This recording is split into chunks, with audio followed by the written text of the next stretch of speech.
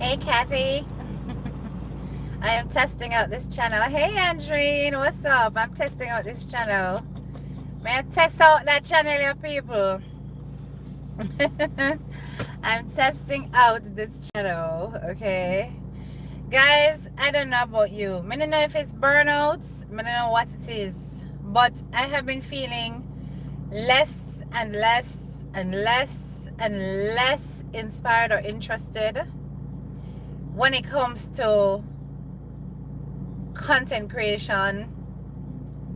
My life has become extremely busy, guys, and I've been blessed. It is busy in a good way, right? It's busy in a good way because I've been blessed with some pretty decent contracts. I genuinely don't need to do anything on social media. I don't need to. It's not a necessity. If anything, it's a burden. I'm not gonna lie. And me rather just come chat to my people. Me can't bother. I say I create two video. I create two video, guys, on the other channel, and I was like, I'm not feeling it. My audience ain't feeling it. But just take them off. Because I'm just like, sod this. Because I'm not feeling passionate about stuff like this. And I just want to just come on and just talk and be my authentic self. Hi, Empress. Hi, Yvonne. And I cannot be bothered for doing the content creation. I don't know if you guys understand, especially if you don't have platforms yourself. But I think every content creator go through a period like this. I've heard people talk about it, where you literally just switch off from it all and you just be yourself and not bother with the come on and do no content specifically for no audience and blah.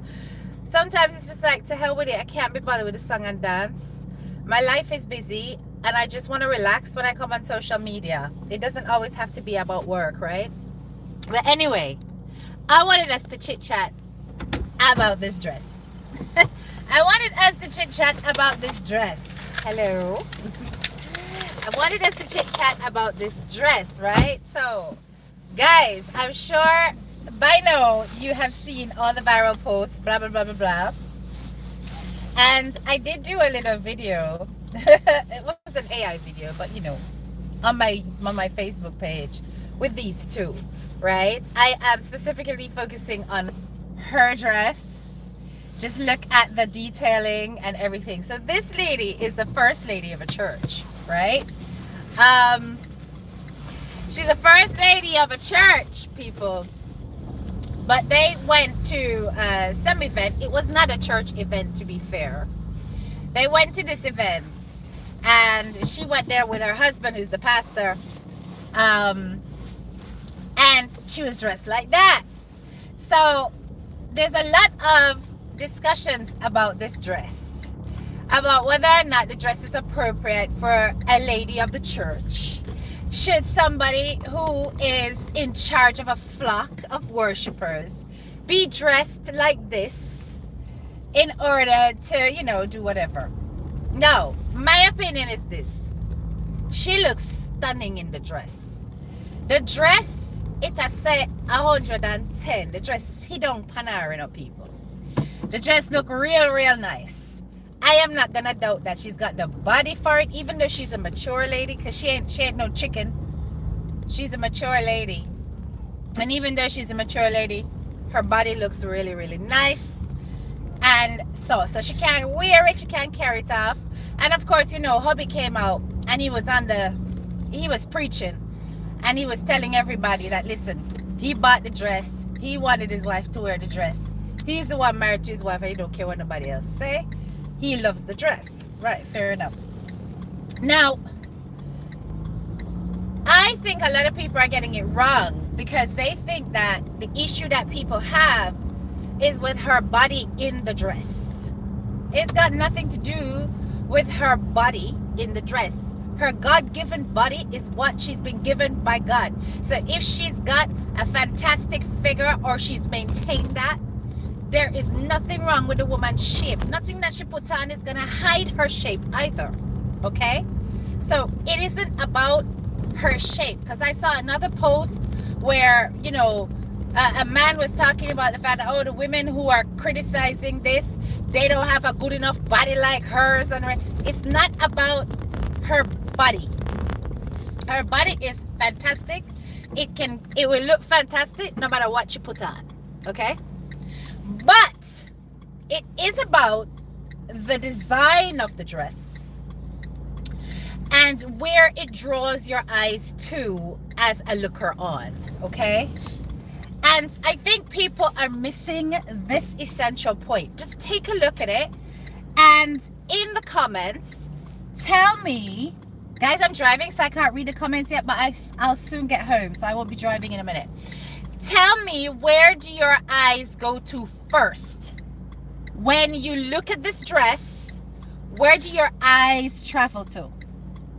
Is it just to, you know, the lace detailing or the bare shoulders, you know, the leaf prints at the top that make it look like, oh, you know, she's got nothing on, or what makes you look at the dress? Or where does your eye line naturally go to? Of course, it naturally goes to her private part. Your eyes land right in the crotch, right there. Can you see? It goes right in the crotch, in the web. There you go. Yeah, right in the web. Right, that's all. Right, on the boom boom. Right, that's all. That's where it goes, right? So your eyes go there. And you just like, hello. You understand? Okay. Now what does that do to the public? What does that do to looking on? It is a visual illusion of nudity. First of all, it's a nude dress. It's got an underlay, so it's not really that you're seeing skin. It is a material. Okay. Those of us in this century know what a nude dress is. Goes to the bullseye, right? As intended, right? Okay. So we know what a nude dress is. This is not frightening. We've seen this many times. So we know it's not our skin we're looking at. But it's a visual illusion dress. It gives the apparition of being naked. And therefore, it plays with the mind. It plays with the mind. And that's the intention of the dress. It's for you to imagine what she would look like without the lace, without the lines, without the web covering the pokey right here. Right? So it's for you to imagine all of this stuff, and it plays with the mind. Okay, now for a heterosexual female like you or I, we don't care. Okay, you know, you've seen one fanny, you've seen them all. We all have them. Okay, yeah. So no big deal for us. But if you are an individual who's inclined to find females attractive, and I'm being diplomatic with my talk because that could be male or female these days, right? You're gonna lust. You're going to lust, because that is the point of the visual illusion. That's the whole point of it. Hey Shaka, what's up? It is the whole point. You understand? So you're gonna look at that dress and you're gonna lust. So I do not understand how the church people are justifying that this dress is okay for the first lady of a church. Okay? Now, it isn't okay for, quite frankly, any lady who is more modest. If you're a lady that's out there and you don't have a problem showing your body and stuff like that, then this is the dress for you. But if you're a more modest type of lady, you will want to cover yourself up just a little bit more than this, right? Even if it's an illusion, you wouldn't want that attention. But here you have a woman who is supposed to be passing on that spirituality, that that integrity, that chastity, all of the itties of being a Christian woman. Yeah? And she has on a dress with a putang highlighter on it. And you guys are saying this is okay. I don't understand. How is that okay? What's this? How is that okay? But I understand it. The dress is not appropriate. And if it is going to cause lust, we're going at that now. If it is going to cause lust, man a lust, woman a lust when them a look on the man wife. And the pastor don't have a problem with that. He chose the dress, he buy the dress. And that's all that matter. He chose the dress, he buy the dress. So, you know, him not have no problem with it. He doesn't have a problem with the fact that there are people who are going to be looking at his wife like a piece of meat. Eh? Time I tell us that so many are called, but the chosen are few. Body will come and say Jesus is Lord, really Jesus our God, you know. You understand? Not everybody, right? So, people, I'd like to know, what is your opinion? Now the husband pick it out. Yeah! I him pick it out. But from what I understand, this pastor is a worldlian, you know. He is a worldlian. I have heard that he has been talking stories that he wouldn't mind selling weed for a living. Right? So this pastor is not above certain things. Him not above certain things, guys. So it's not really a surprise to me. But what is surprising to me is the mindset of the church people who are defending it. We ask the church people talk about how it's only haters and blah blah blah, and our first lady look beautiful. People from the church itself, you know, our first lady look beautiful, and they wish they could look like this and blah blah blah. Let me tell you something. When you have got rotting at the head, the foot are go rotten, the belly are go rotten. You ever wonder why when you go at some church beer crosses start happening in your life? Or you ever wonder why it is that when you go to certain church, beer crosses happening in your life, and you have certain people come and put their hand on you, and all of a sudden, everything bad that could possibly happen in your life start to happen? Because you have leaders like these in charge of your soul. These are the people you guys have laying hands on you with their own demon spirits. Because this right here, you know, as lovely a lady as she may appear, this right here is a possession of a Jezebel spirit. You know what a Jezebel spirit is? And you know what a Jezebel spirit is? It's a spirit of lust, seduction, and distraction in the church. Because yes, she may not be in church. So, you know, if she wants to highlight her putang, because look, I can literally just poke it, pew, and it reach right upon her pum pum, right there so. She not wearing it in church. Fine. She's outside. But wherever you go, with that role follows you. It follows you. And you are looked at as an example. An example. So I guess this is the kind of church them where the street worker them and the stripper them and so would I feel comfortable for go, because both the first lady and them look the same. Well, I want to look the same. So I'm not going to feel less judged and so on and so forth. Listen, it can still work, you know. Because even them, they can go to them church and get saved. Because if their spirit is ready and willing, they will accept the Lord no matter who it is that is standing there. But when it does not sustain or hold up, because on a leaders as a set of fleshly, worldly, and weak people, Then you know we know why. Then you know we know why. Pastor said, thou preparest a table before me in the presence of mine enemies. Amen, teacher. I'm more concerned about impressing leaders instead of God. Exactly. Exactly.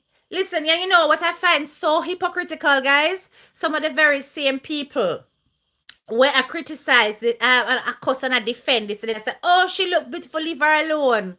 And the same people will take their mouth and I curse another lady where we know. Say she come out of church. I read, she said she start show cleavage now. And them same people, let me see on that post, guys. I talk about how leave the first lady alone and she look beautiful. Who is that set a hypocrite? Because it's good for somebody, it's not good for the others. I deliberately posted Kaylan's mother. Kaylan's mother is a pastor. And Kaylan's mother had on a black dress. You couldn't see through it. Nor does it have the illusion of nudity. She had on a black dress. It was cinched at the waist, so it highlighted her small waist and her wide hips. It was 3/4 length, just a little bit above the knee. Just a little bit above the knee, right? And her white collar, and the collar was all the way up to her neck, and she had on a white collar. And people were like, this woman is not dressed for church. It is too tempting. That's too sexy. And Ray, now this not too sexy. That the other lady there is our body that's in our dress. If it was a skinny person put on a dress there, it wouldn't look the same. It wouldn't give the same impression. If it was a fat person put on a dress there, it wouldn't have the same impression. But because Kaylan's mother is very curvy, them claims that she do her body, I don't know, maybe she's done a bit of a tummy tuck, because that's not a complete BBL, if you ask me, if she's done anything. Because from I look backwards in her pictures, she always thick and she always look like she have a shape. She always look fleshy. You understand? So I don't know what they're talking about. I haven't seen any evidence of her doing body stuff, but not pick up that. But I'm just saying that people were criticizing how she looked. And I have seen some of those same people, because I went over on her post and I look, and then I see some of them same people underneath this post. I talk about leave the first lady and the woman in the church and, rend your hearts and not your garments and all of that. This is how the internet is so friggin' fake. It's so fake. It's fake as fudge. Trust and believe. Yeah. It's fake. Yeah. And I'm just like, if you follow these people, you don't do what makes yourself happy. But you see, when you are the leader of a flock, self-gratification is not your first priority. You literally live a life of sacrifice, right? You devote and commit your entire life to recruiting for the Lord. I saw some idiot came up under the post that I put on my page, and they were like, oh, but look at you people getting misled by the Bible. This Bible that was written by white people. This Bible that was written by white people, you guys are being misled by it. And Jesus doesn't care if you go out on the road naked or not and blah, blah, blah. You guys are being led by the white man's book. And I was like, before you come up here and you start preaching about that, go back to this woman and that man who tout the Bible every day and tell them that they are touting a false document, a false narrative. You cannot come and use that argument in defense of this lady when their whole life is committed to educating people about the Bible and the teachings thereof. And this is another thing. Just look at the types of people that are crawling out of the network and defending this behavior. I've seen people talk about how beautiful she look and Ray and stuff, and really and truly, ask yourself, the life you're living, is the traditional Christian life accepting of you? Just ask yourself that question. Because we compromise on it and we do things that we know that make ourselves feel better. Because at the end of the day, all right, make a gay argument now. There's a lot of gay people who you see up in the church going, hallelujah, praise the Lord. Hallelujah, praise the Lord. Going to church, singing in the choir, all of that, openly gay. Openly gay. What does the Bible say about homosexuality? Come on. You and I know that the Bible does not accept you. It does not. It condemns your lifestyle. It condemns your choice. And if it is that we were to take the Bible to a T, the teachings of the Bible to a T, then your very presence on that pulpit, claiming that you are singing for the Lord and recruiting souls for the Lord and praying and putting your hands on people as a part of the congregation, is a sin and a blasphemy in itself. Because the ideal thing would have been for you to go and purge your life. Even if you're coming to church, you sit quietly. Purge your life and change. And change. But this is the modern world that we're living in, where we take things and we twist it for our own benefit and gain. Just like how we're twisting the ideals of what a first lady should look like. It's okay for her to have her pum pum highlighted and her titties, because that gives the impression that half a titty cover and half a titty drop out.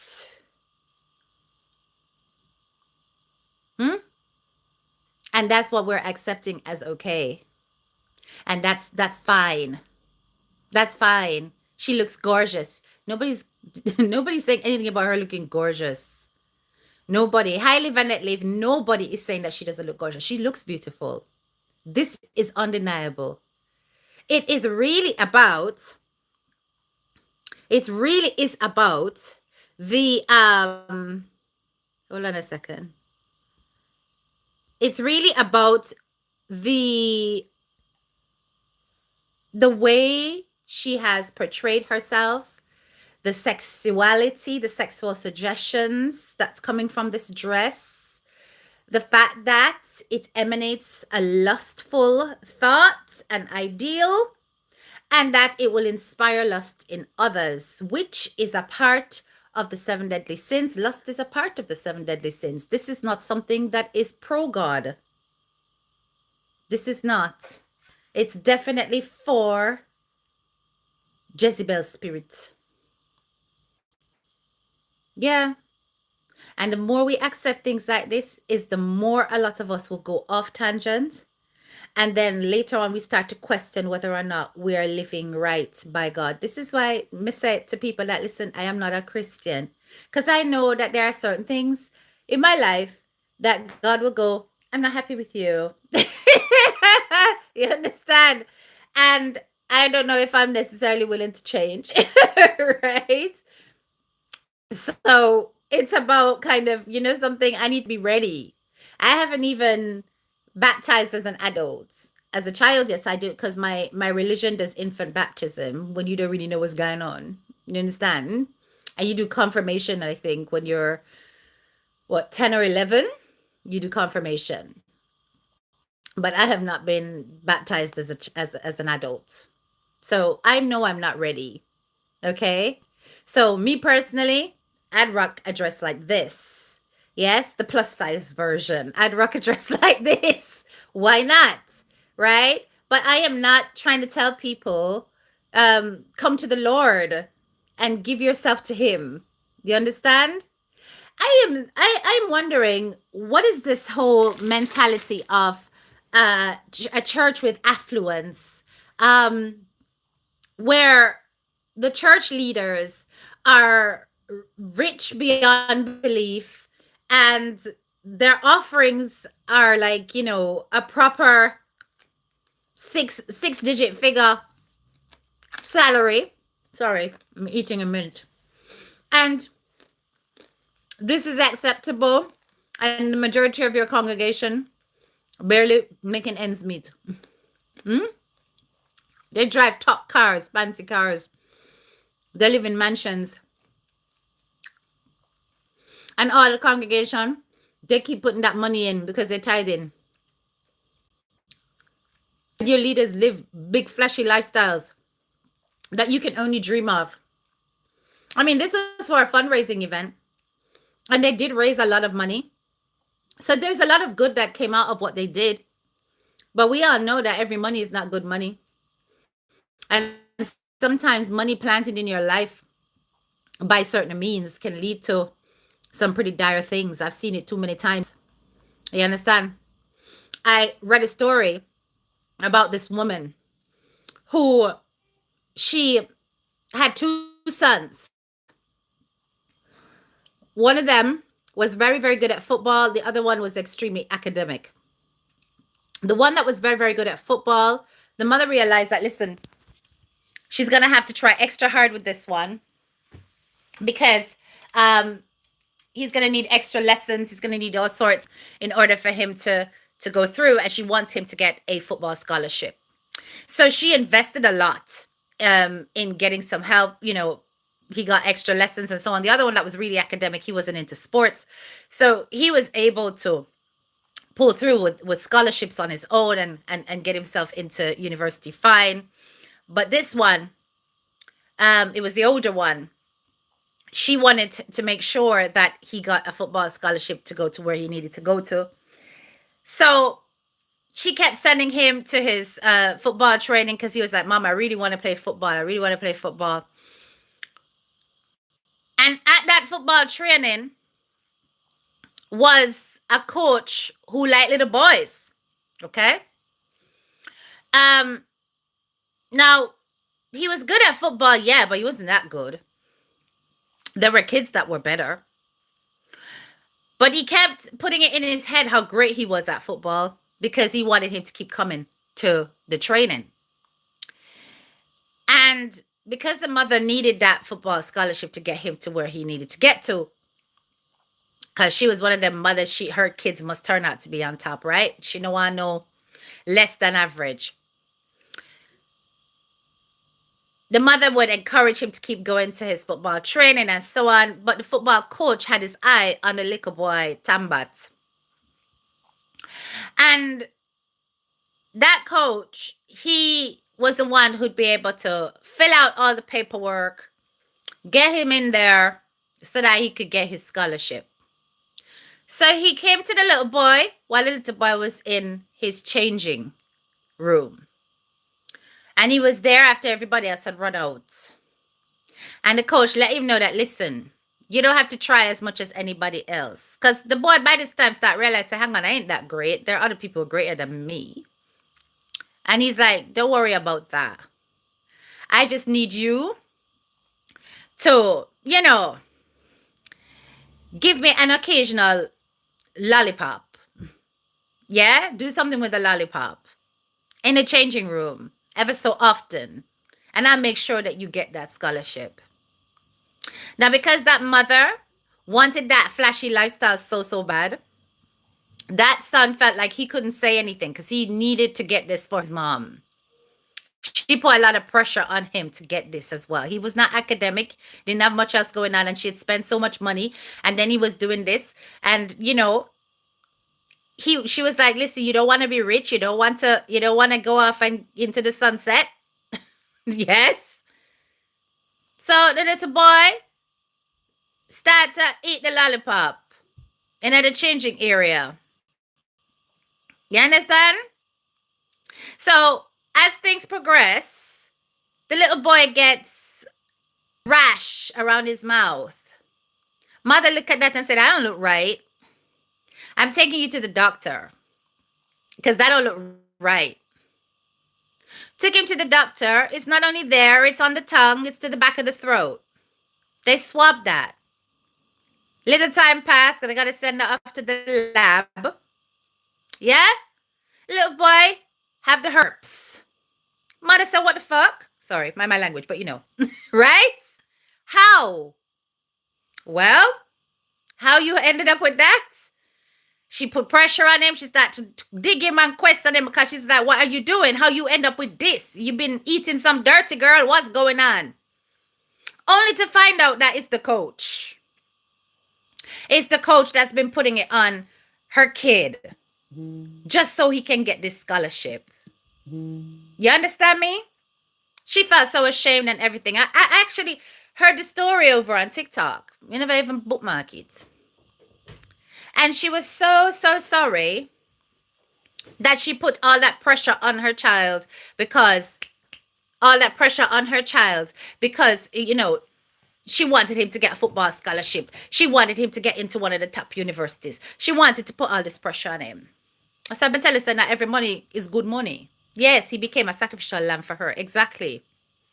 And it could have gotten worse. It could have gotten worse, guys. Because at least it was the lollipop. Him could have did end up, totally destroying the child down there. Right? And I'm sure it would have built up to that had he not gotten that rush. So we have to be careful how much priority we put on material things.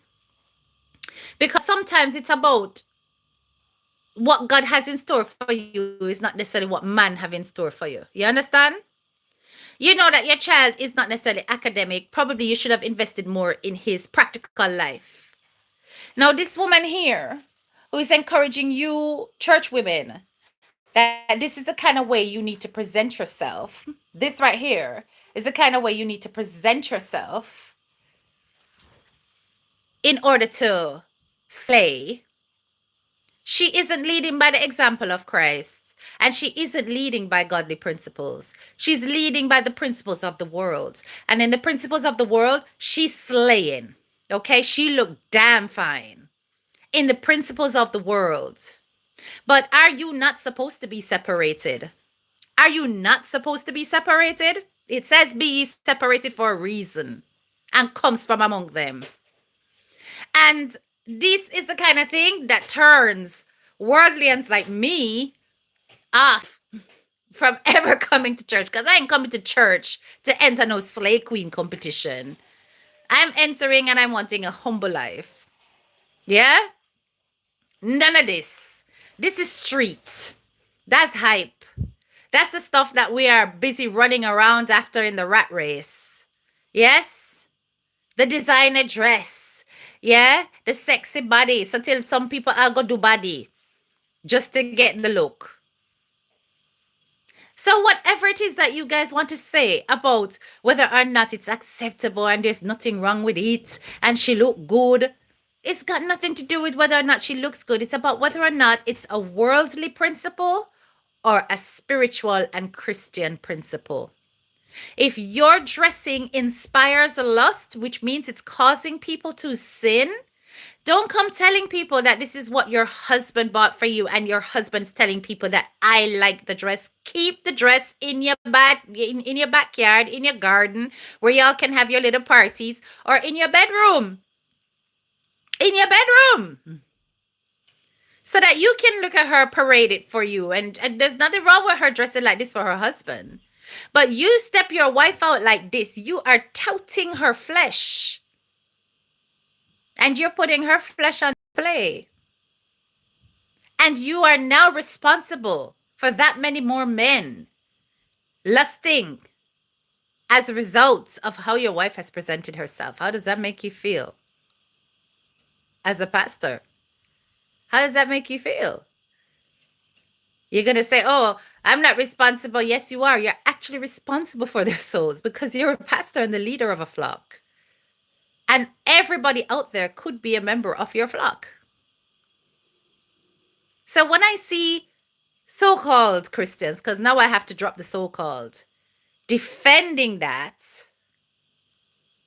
I have to shake my head because I realize the world is definitely lost. Anyway, guys, ever so often we'll come on this channel and we'll just chit chat. You hear? We'll just talk about things that are trending and things that are going on around the place. But none of the bangarang and the stress on this channel, okay? Hey, Vanessa, what's up? None of the stress on this channel. Over here, we're just going to chat, laugh, and relax ourselves about whatever we want to do. And like I said, I don't know, I've kind of hit...